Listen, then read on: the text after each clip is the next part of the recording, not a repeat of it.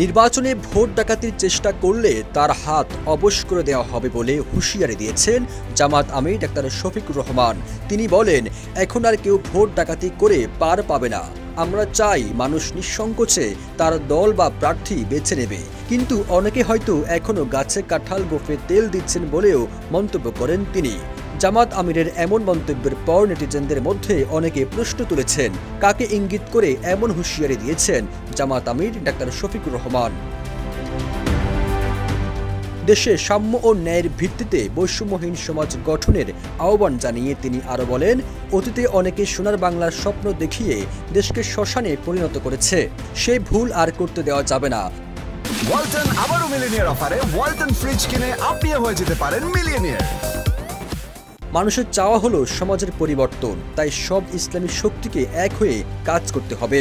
তবে শয়তানের বিভেদ সৃষ্টির প্রচেষ্টা থেকেও সতর্ক থাকতে হবে বলেও পরামর্শ দেন তিনি।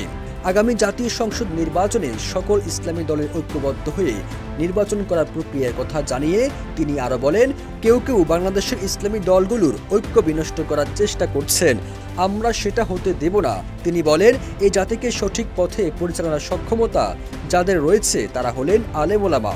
আলেমদের হাতে যদি দেশের নেতৃত্ব থাকে তবে বাংলাদেশ একটি সুন্দর ও কল্যাণময় রাষ্ট্রে পরিণত হবে। মৌলভীবাজারে কুলাউড়া পৌরসভায় আয়োজিত এক ঈদ শুভেচ্ছা বিনিময় অনুষ্ঠানে এসব কথা বলেন জামাত আমির ডাক্তার শফিকুর রহমান। সবুজ আলম, ইত্তেফাক।